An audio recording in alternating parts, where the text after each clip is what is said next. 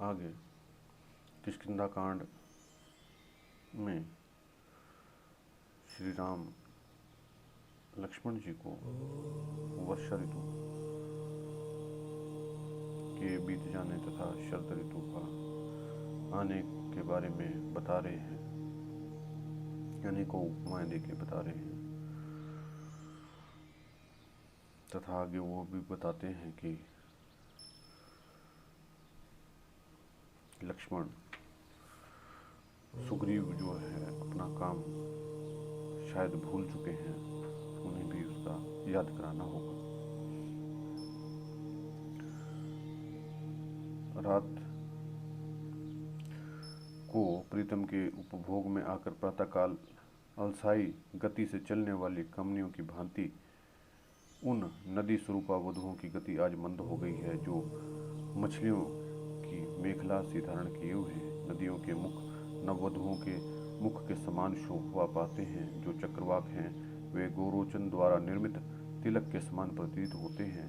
जो सेवार हैं वे वधु के मुख पर बनी हुई पत्रभंगी के समान जान पड़ते हैं तथा जो काश हैं वे मानो श्वेत दुकूल बनकर नदी रूपणी वधु के मुंह को ढके हुए हैं। फूले हुए सरकंडों और असन के वृक्षों से जिनकी विचित्र शोभा हो रही है तथा जिनमें हर्ष भरे भ्रमरों की आवाज गूंजती है, उन वनों में आज प्रचंड धनुर्धर कामदेव प्रकट हुआ है, जो धनुष हाथ में लेकर विरही जनों को दंड देने के लिए उद्धत हो अत्यंत कोप का परिचय दे रहा है। अच्छी वर्षा से लोगों को संतुष्ट करके नदियों और तालाबों को पानी से भरकर तथा भूतल को परिपक्व धान की खेती से संपन्न करके बादल आकाश छोड़कर अदृश्य हो गए हैं। शरद ऋतुओं की नदियां धीरे धीरे जल से हटने से अपने नग्न तटों को दिखा रही है, ठीक उसी तरह जैसे प्रथम समागम के समय लजीली युवतियां शने शने अपने जगन स्थल को दिखाने के लिए विवश होती हैं। सोम में सभी जलाशयों के जल स्वच्छ हो गए हैं, वहाँ कुरकुर पक्षियों के कलनाद गूंज रहे हैं और चक्रवाकों के समुदाय चारों ओर बिखरे हुए हैं। इस प्रकार उन जलाशयों की बड़ी शोभा हो रही है। सौम्य राजकुमार जिसमें परस्पर वैर बंधा हुआ है और एक दूसरे को जीतने की इच्छा रखते हैं, उन भूपालों के लिए युद्ध से निमित्त उद्योग करने का समय उपस्थित हुआ है। नरेश नंदन राजाओं की विजय यात्रा का यह प्रथम अवसर है, किंतु ना तो मैं सुग्रीव को यहाँ उपस्थित देखता हूँ और ना ही उनका वैसा कोई उद्योग ही दृष्टिगोचर होता है। पर्वतों के शिखरों के असन चितवन कोविदार बंधुजीव और श्याम धमाल खिले से दिखाई देते हैं। लक्ष्मण देखो तो सही, नदियों के तटों पर सब ओर हंस सारस चक्रवाक और कुरकुर नामक पक्षी फैले हुए हैं। मैं सीता को न देखने के कारण शोक से संतप्त हो रहा हूँ। अतः ये वर्षा के 4 महीने मेरे लिए 100 वर्षों के समान बीते हैं। जैसे चकवी अपने स्वामी का अनुसरण करती है, उसी प्रकार कल्याणी सीता इस भयंकर एवं दुर्गम दंडकारण्य को उद्यान सा समझकर मेरे पीछे यहाँ तक चली आई थी। लक्ष्मण, मैं अपने प्रीतम से बिछड़ा हुआ, मेरा राज्य छीन लिया गया है, मैं देश से निकाला दिया गया हूँ। इस अवस्था में भी राजा सुग्रीव मुझ पर कृपा नहीं कर रहे हैं। सौम्य लक्ष्मण, मैं अनाथ हूँ, राज्य से भ्रष्ट हो गया हूँ, रावण मेरा तिरस्कार किया है, मैं दीन हूँ, मेरा घर यहाँ से बहुत दूर है, मैं कामना लेकर यहाँ आया हूँ तथा सुग्रीव भी यह भी समझता है कि राम मेरी शरण में आए हैं। इन सब कारणों से वानरों का राजा दुरात्मा सुग्रीव मेरा तिरस्कार कर रहा है, किंतु उसे पता नहीं कि मैं सदा शत्रुओं को संताप देने में समर्थ हूँ। उसने सीता की खोज के लिए समय निश्चित कर दिया था, किंतु अब काम निकल गया है, इसलिए वो दुर्बुद्धि वानर प्रतिज्ञा करके भी उसका कुछ ख्याल नहीं कर रहा है। अतः लक्ष्मण, तुम मेरी आज्ञा से किष्किंधापुरी में जाओ और विषय भोग में फंसे हुए मूर्ख वानर राज सुग्रीव से इस प्रकार कहो, जो बल और पराक्रम से संपन्न तथा पहले ही उपकार करने वाले कार्यार्थी पुरुषों को प्रतिज्ञा पूर्वक आशा देकर पीछे से तोड़ देता है, वह संसार के सभी पुरुषों में नीच है। जो अपने मुख से प्रतिज्ञा के रूप में निकले हुए भले या बुरे सभी तरह के वचनों को अवश्य पालनीय समझकर सत्य की रक्षा के उद्देश्य से उसका पालन करता है, वह वीर समस्त पुरुषों में श्रेष्ठ माना जाता है। जो अपना स्वार्थ सिद्ध हो जाने पर जिनके कार्य पूरे नहीं हुए हैं, उन मित्रों की सहायक नहीं होते, उनके कार्य सिद्ध करने की चेष्टा नहीं करता, उस कृतघ्न पुरुषों के मरने पर मांसाहारी जंतु भी उसका मांस नहीं खाते। सुग्रीव, निश्चय ही तुम युद्ध में मेरे द्वारा खींचे गए सोने की पीठ वाले धनुष का कौंधती हुई बिजली के समान रूप देखना चाहते हो। संग्राम में कुपित हो मेरे द्वारा खींची गई प्रत्यंचा की भयंकर टंकार को, जो वज्र की गड़गड़ाहट को भी मात दे देती है, अब तुम्हें उसे सुनने की इच्छा है। वीर राजकुमार सुग्रीव को तुम जैसे सहायक के साथ रहने वाले मेरे पराक्रम का ज्ञान हो चुका है। ऐसी दशा में यदि उसे चिंता ना हो तो ये बाली की भांति मुझे मार सकते हैं, और तो आश्चर्य की बात ही क्या है। शत्रु नगरी पर विजय पाने वाले लक्ष्मण, जिनके लिए यह मित्रता आदि का सारा आयोजन किया गया है, सीता की खोज विषयक उस प्रतिज्ञा को इस समय वानरराज सुग्रीव भूल गया है, उसे याद नहीं कर रहा है, क्योंकि उसका काम सिद्ध हो चुका है। सुग्रीव ने यह प्रतिज्ञा की थी कि वर्षा का अंत होते ही सीता की खोज आरंभ कर दी जाएगी, किंतु वह क्रीड़ा बिहार में अत्यंत तन्मय हो गया है और इन बीते हुए 4 महीनों का उसे कुछ पता ही नहीं है। सुग्रीव मंत्रियों तथा परिवारजनों सहित क्रीड़ा जनित आमोद प्रमोद में फंसकर विषयी पेय पदार्थों का ही सेवन कर रहा है। हम लोग शोक से व्याकुल हो रहे हैं, तो भी हम पर दया नहीं करता है। महाबली वीर लक्ष्मण, तुम जाओ, सुग्रीव से बात करके मेरे रोष का जो स्वरूप है उसे बदलाओ और उसे यह संदेश भी कह सुनाओ। सुग्रीव, बाली मारा जाकर जिस रास्ते से गया है वह भी आज बंद नहीं हुआ है, इसलिए तुम अपनी प्रतिज्ञा पर डटे रहो। बाली का मार्ग अनुसरण ना करो। बाली तो रण क्षेत्र में अकेला ही मेरे बाण से मारा गया, किंतु यदि तुम सत्य से विचलित है तो मैं तुम्हें बंदो बांधो सहित काल के गर्त में डाल दूंगा। पुरुष प्रवर नरश्रेष्ठ लक्ष्मण, जब इस तरह कार्य बिगड़ने लगे, ऐसे अवसर पर जो भी बातें हैं कहनी उचित हो, उसे कहने से अपना हित हो, वे सभी बातें कहना जल्दी करो, क्योंकि कार्य आरंभ करने का समय बीता जा रहा है। सुग्रीव से कहो, वानरराज, तुम सनातन धर्म पर दृष्टि रखकर अपनी की हुई प्रतिज्ञा को सत्य कर दिखाओ, अन्यथा ऐसा ना हो कि आज ही मेरे बाणों से प्रेरित हो प्रेत भाव को प्राप्त होकर यमलोक में बाली का दर्शन करना पड़े। मानव वंश की वृद्धि करने वाले उग्र तेजस्वी लक्ष्मण ने जब अपने भाई को दुखी और बढ़ते हुए तीव्र रोष से युक्त तथा अधिक बोलते हुए देखा, तब वानर राज सुग्रीव के प्रति कठोर भाव धारण कर लिया।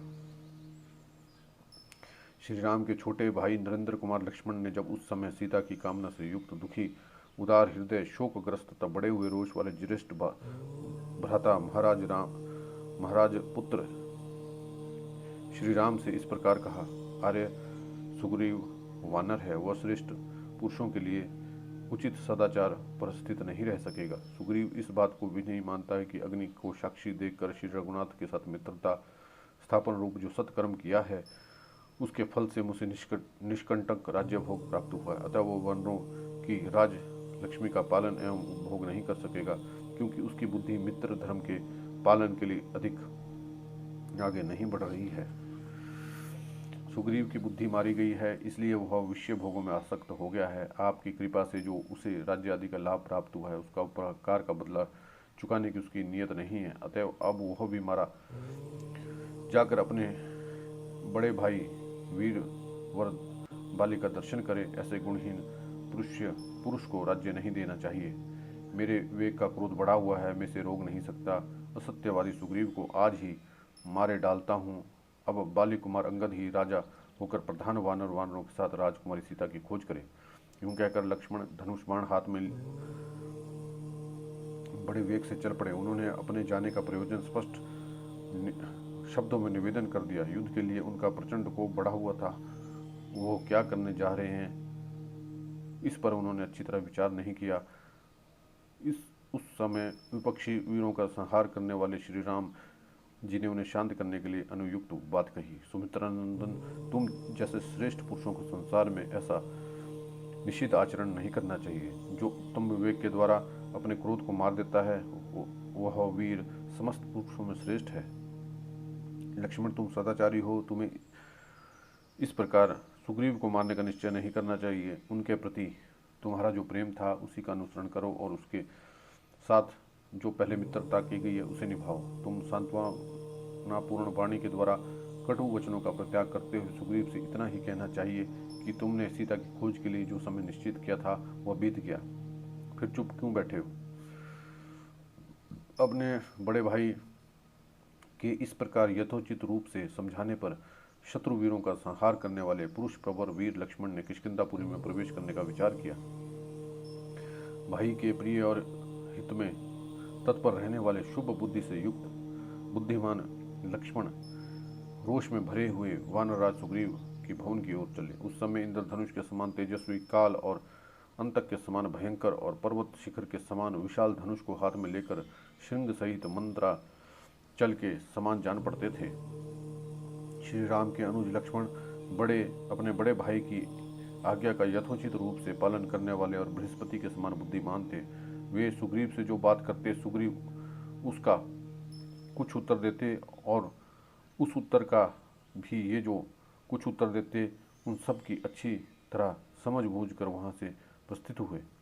सीता की खोज विषयक जो श्री राम की कामना थी और सुग्रीव की असावधानी के कारण उसमें बाधा पड़ने का से जो उन्हें क्रोध हुआ था, उन दोनों के कारण लक्ष्मण की क्रोधाग्नि भी बहुत भड़क उठी थी।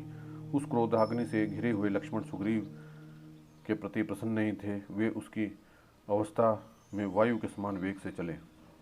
उनका वेग ऐसा बढ़ा हुआ था कि वे मार्ग में मिलने वाले साल, ताल, अकर्ण नामक वृक्षों को उस वेग के बल पूर्वक गिराते तथा पर्वत शिखरों तथा अन्य वृक्षों को उठाकर दूर फेंकते जाते थे। शीघ्रगामी हाथी के समान और पैरों की ठोकर से शिलाओं को चूर चूर करते लंबी लंबी डगें भरते हुए कार्यवश बड़ी तेजी से चले जा रहे थे। इक्ष्वाकु कुल के सिंह लक्ष्मण ने निकट जाकर वानरराज सुग्रीव की विशाल पूरी किष्किंधा देखी, जो पहाड़ों के बीच बसी हुई थी। वानर सेना से व्याप्त होने के कारण वह पूरी दूसरों के लिए दुर्गम थी। उस समय लक्ष्मण के ओष्ठ सुग्रीव के प्रति रोष से फड़फड़ा रहे थे।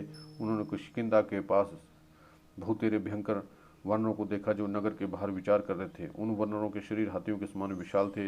वे समस्त वानरों के पुरुषवर लक्ष्मण को देखते ही पर्वत के अंदर विद्यमान सैकड़ों शेल, शिखर और बड़े वृक्ष उठा लिए। उन सब को हथियार उठाते देख लक्ष्मण दूने क्रोध से जल उठे और मानो जलती आग में बहुत सी सूखी लकड़ियां डाल दी गई हो। क्षुब्ध हुए लक्ष्मण काल, मृत्यु और प्रलय कालिंग अग्नि के समान भयंकर दिखाई देने लगे। उन्होंने देखा कि वानरों के शरीर भय से कांपने लगे। वे सैकड़ों की संख्या में चारों दिशाओं में भाग गए। तदनंतर कई श्रेष्ठ वानरों ने सुग्रीव के महल में जाकर लक्ष्मण के आगमन और क्रोध का समाचार का निवेदन किया। उस समय काम के अधीन हुए वानरराज सुग्रीव भोगासक्त हो तारा के साथ थे, इसलिए उन्होंने उन श्रेष्ठ वानरों की बातें नहीं सुनी। तब सचिव की आज्ञा से पर्वत, हाथी और मेघ के समान विशालकाय वानर जो रोंगड़े खड़े कर देने वाले थे, नगर से बाहर निकले। वे सब के सब वीर थे। नख दांत ही उनकी आयुध थे। वे बड़े विकराल दिखाई देते थे। उन सब की दाढ़ें व्याघ्रों के समान थी और सबके नेत्र खुल गए थे।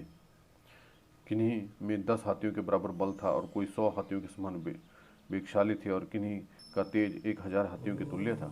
हाथों में वृक्ष लिए उन महाबली वानरों से व्याप्त हुई किष्किंधापुरी अत्यंत दुर्जय दिखती थी। लक्ष्मण ने कुपित होकर उस पुरी की ओर देखा। तदनंतर वे महाबली वानर पुरी की 4 दीवारी और खाई के भीतर से निकलकर प्रकट रूप से सामने आकर खड़े हो गए।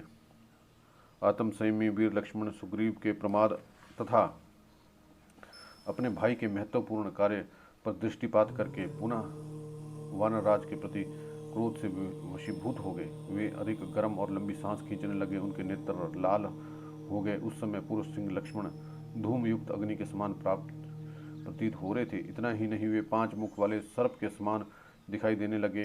बाण का फल ही उनका सर्प की लपलपाती हुई जीवा के समान जान पड़ता था।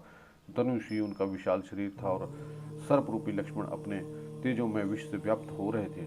उस अवसर पर कुमार अंगद प्रज्वलित अग्नि तथा क्रोध में भरे हुए नागराज शेष की भांति दृष्टिगोचर होने वाले लक्ष्मण के पास डरते डरते गए। वे अत्यंत विषाद में पड़ गए। यशस्वी लक्ष्मण ने क्रोध से लाल आंखें करके अंगद को आदेश दिया, बेटा सुग्रीव को मेरे आने की सूचना दो। उनसे कहना, शत्रु दमन वीर श्री रामचंद्र जी के छोटे भाई लक्ष्मण अपने भ्राता के दुख से दुखी होकर आपके पास आए हैं और नगर द्वार पर खड़े हैं। वानरराज, यदि आपकी इच्छा हो तो उनकी आज्ञा का अच्छी तरह पालन कीजिए। शत्रु दमन वत्स अंगद, बस इतना कहकर तुम शीघ्र ही मेरे पास लौट आओ। लक्ष्मण की बात सुनकर शोकाकुल अंगद ने पिता के सुग्रीव के पास आकर कहा, तात ये सुमित्र नंदन लक्ष्मण यहाँ पधारे हैं। लक्ष्मण की कठोर वाणी से अंगद के मन में बड़ी घबराहट हुई। उनके मुख पर अत्यंत दीनता छा गई। उन वेगशाली कुमार ने वहां से निकलकर पहले वानरराज सुग्रीव के, फिर तारा और रुक्मा के चरणों में प्रणाम किया। उग्र तेज वाले अंगद ने पहले तो पिता के दोनों पैर पकड़े, फिर अपनी माता तारा के दोनों चरणों का स्पर्श किया। तदनंतर रुक्मा के दोनों पैर दबाए। उसके बाद पूर्वोक्त बातें कही, किंतु सुग्रीव मत और काम से मोहित होकर पड़े थे। निद्रा उनके ऊपर पूरा अधिकार जमा लिया था, इसलिए वे जाग न सके। इतने में क्रोध में भरे हुए लक्ष्मण को देखकर भय से मोहचित हुए वानर उन्हें प्रसन्न करने के लिए दीनता सूचक वाणी में किलकिलाने लगे। लक्ष्मण पर दृष्टि पड़ते ही उन वानरों ने सुग्रीव के निकटवर्ती स्थानों में एक साथ ही महान जल प्रभाव तथा वज्र की गड़गड़ाहट के समान जोर जोर से नाद किया, जिससे सुग्रीव जाग उठे। वानरों की उस भयंकर गर्जना से कुपित सुग्रीवराज की नींद खुल गई।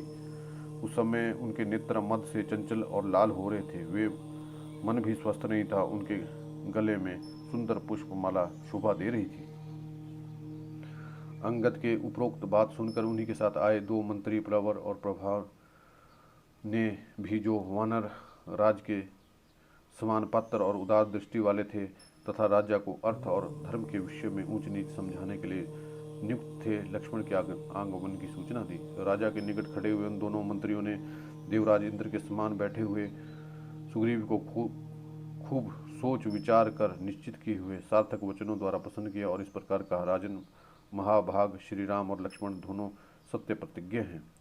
उन्होंने स्वेच्छा से मनुष्य शरीर धारण किया है। वे समस्त त्रिलोकों के राज्य चलाने के लिए योग्य हैं। वही आपके राज्यदाता हैं। उनमें से एक वीर लक्ष्मण हाथ में धनुष लिए किष्किंधा के दरवाजे पर खड़े हैं और जिनके भय से कांपते हुए वानर जोर जोर से चीख रहे हैं। श्री राम का आदेश वाक्य ही जिनका सारथी और कर्तव्य का निश्चय ही जिनका रथ है, वे लक्ष्मण श्री राम की आज्ञा से यहाँ पधारे हैं। राजन निष्पाप वानरराज लक्ष्मण ने तारा देवी के इन प्रिय पुत्र अंगद को आपके निकट बड़ी उतावली के साथ भेजा है। वानरपति पराक्रम लक्ष्मण क्रोध से लाल आंखें किए हुए नगर द्वार पर उपस्थित हैं और वानरों की ओर इस तरह देख रहे हैं मानो अपने नेत्राग्नि से दग्ध कर डालेंगे।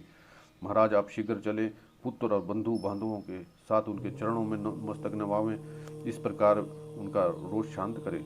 राजन, धर्मात्मा श्री राम जैसा कहते हैं, सावधानी के साथ उनका पालन कीजिए। आप अपनी दी हुई बात पर अटल रहिए और सत्य प्रतिज्ञा बनिए।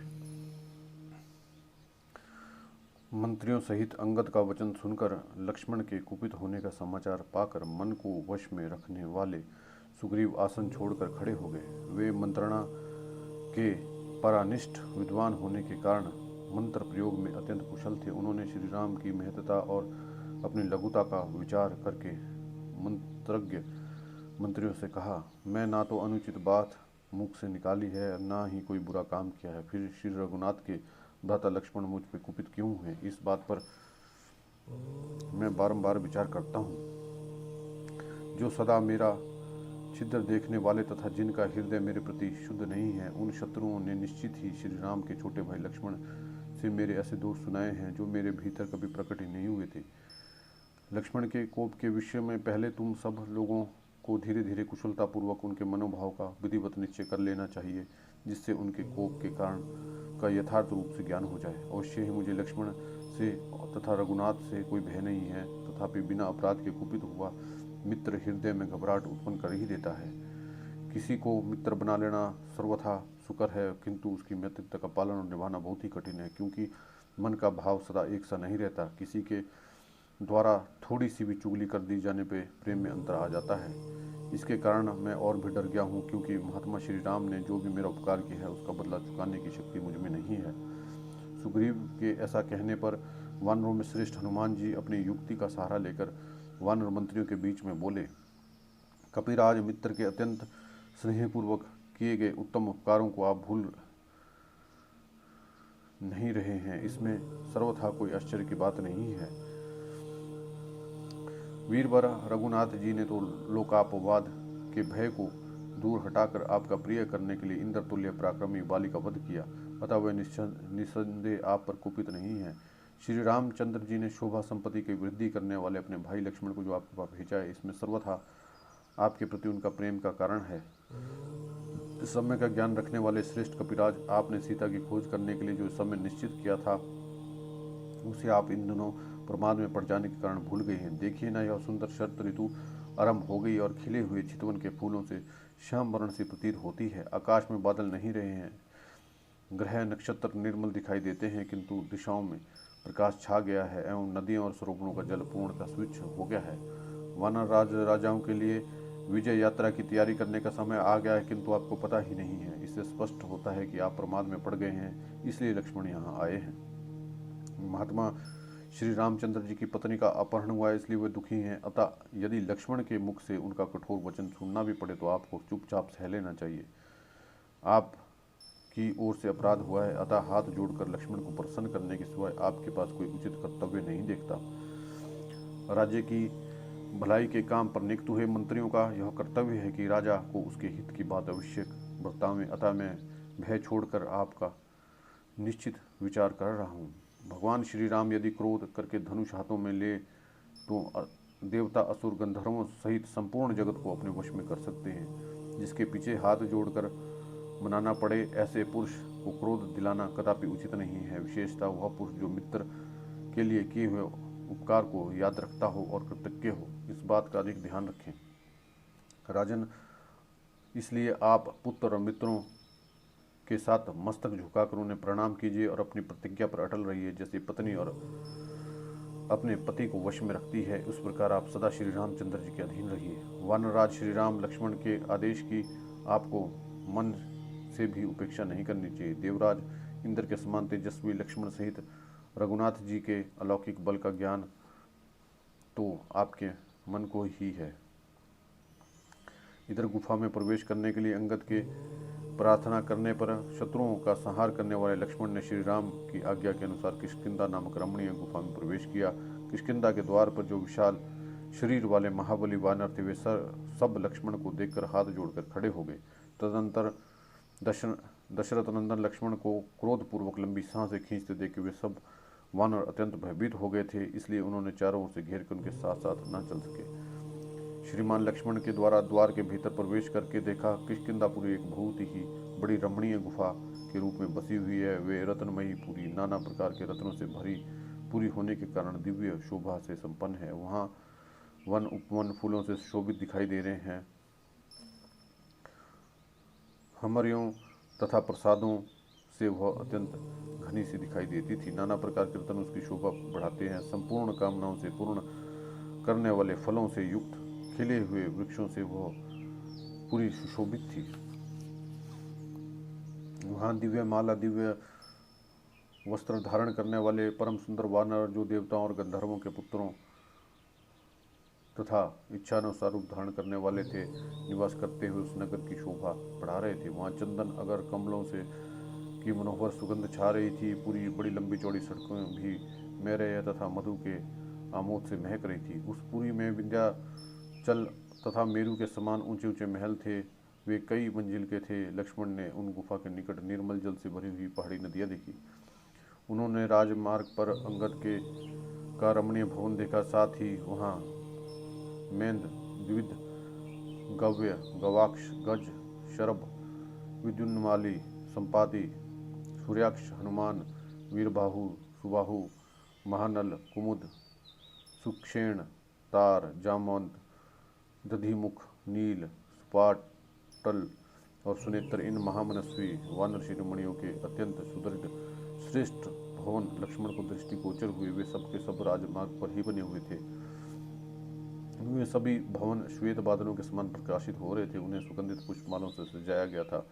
वे प्रचुर धन धान्य से संपन्न और रतन स्वरूपा रमणियों से सुशोभित थे। वानरराज सुग्रीव का सुंदर भवन इंद्र सदन के समान रमणीय दिखाई देता था। उसमें प्रवेश करना किसी के लिए भी अत्यंत कठिन था। वे श्वेत पर्वत की चाहर दीवारी से घिरा हुआ था। कैलाश शिखर के समान श्वेत प्रसाद शिखर तथा समस्त मनोरथों को पूर्ण करने वाले फलों से युक्त पुष्पित दिव्य वृक्ष उस राजभवन की शोभा बढ़ाते थे। वहाँ इंद्र के दिए हुए दिव्य फल फूलों से संपन्न मनोरम वृक्ष लगाए गए थे, जो परम सुंदर मेघ के समान श्याम और शीतल छाया से युक्त थे। अनेक बलवान वानर हाथों में हथियार लिए उनकी ड्योढ़ियों पर पहरा दे रहे थे। वे सुंदर महल दिव्य मालाओं से अलंकृत थे। उनकी बाहर फाटक पक्के सोने के बने हुए थे। महाबली, सुमित्रा कुमार, लक्ष्मण ने सुग्रीव के उस रमणीय भवन में प्रवेश किया मानो सूर्यदेव महान मेघ के भीतर प्रविष्ट हुए। उस समय किसी ने रोक टोक नहीं की।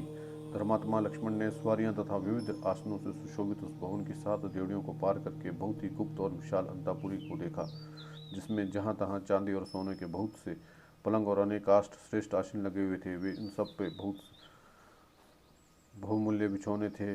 उन सब से वह अत्यंत सुसज्जित दिखाई देता था। उसमें प्रवेश करते ही लक्ष्मणों के कानों में संगीत की मीठी तान सुनाई पड़ी, जो वहां निरंतर गूंज रही थी। वीणा के लय पर कोई कोमल कंठ से गा रहा था। प्रत्येक पद और अक्षर का उच्चारण सम ताल का प्रदर्शन करते हुए हो रहा था। महाबली लक्ष्मण ने सुग्रीव के उस अंतापुर में अनेक रंग की बहुत सी सुंदर स्त्रियां देखा, जो रूप और यौवन के गर्भ से भरी हुई थी। उन सबकी सब उत्तम कुल में उत्पन्न हुई थी। फूलों के गजरों से अलंकृत थी। उत्तम पुष्प हारों का निर्माण में लगी हुई थी। वे सुंदर आभूषणों से विभूषित थी। उन सबको देखकर लक्ष्मण ने सुग्रीव के सेवकों पर भी दृष्टिपात किया, जो अतृप्त और असंतुष्ट नहीं थे। स्वामी के कार्य सिद्ध करने के लिए अत्यंत फुर्ती की भी उनमें कमी नहीं थी तथा उनके वस्त्र और आभूषण में निम्न श्रेणी के नहीं थे। नुपुरों की झंकार और करघनी की घनघनाहट सुनकर श्रीमान सुमित्रा कुमार लज्जित हो गए। प्राय स्त्रियों पर दृष्टि पड़ने के कारण उन्हें स्वभावतः संकोच हुआ। तत्पश्चात पुनः आभूषणों की झंकार सुनकर वीर लक्ष्मण रोष के आवेश से और भी कुपित हो उठे और उन्होंने अपने धनुष की टंकार दी, जिससे ध्वनि के समस्त दिशाएं गूंज उठी। रघुकुलोचित सदाचार का ख्याल करके महाबाहु लक्ष्मण कुछ पीछे हट गए और एकांत में जाकर खड़े हो गए। श्री राम के कार्य की सिद्धि के लिए वहां कोई प्रयत्न न देकर वो मन ही मन बहुत कुपित हो रहे थे। धनुष के टंकार सुनकर वानरराज सुग्रीव समझ गए कि लक्ष्मण यहाँ तक आओ पहुंचे, फिर तो भय से संतृप्त होकर अपना सिंहासन छोड़कर खड़े हो गए। वे मन ही मन सोचने लगे कि अंगद ने पहले मुझ जैसा बताया था, उसके अनुसार ही भ्रातृवत्सल सुमित्रा कुमार लक्ष्मण अवश्य ही यहाँ आ गए हैं। अंगद के द्वारा उनके आगमन का समाचार तो उन्हें पहले मिल गया था। अब धनुष की टंकार से वानर सुग्रीव को इस बात का प्रत्यक्ष अनुभव हो गया कि लक्ष्मण ने यहाँ अवश्य पदार्पण किया है। फिर तो उनका मुख सूख गया। भय के कारण वे मन ही मन घबरा उठे। तथापि किसी तरह धैर्य धारण करके वानर श्रेष्ठ परम सुंदरी तारा से हित की बात बोले। सुंदरी, इनका रोष का क्या कारण हो सकता है, जिससे स्वभावता कोमल चित होने पर भी ये रघुनाथ के छोटे भाई रुष्ट होकर यहाँ पधारे हैं। आनंद दीदे, तुम्हें देखने में कुमार लक्ष्मण के रोष का आधार क्या है?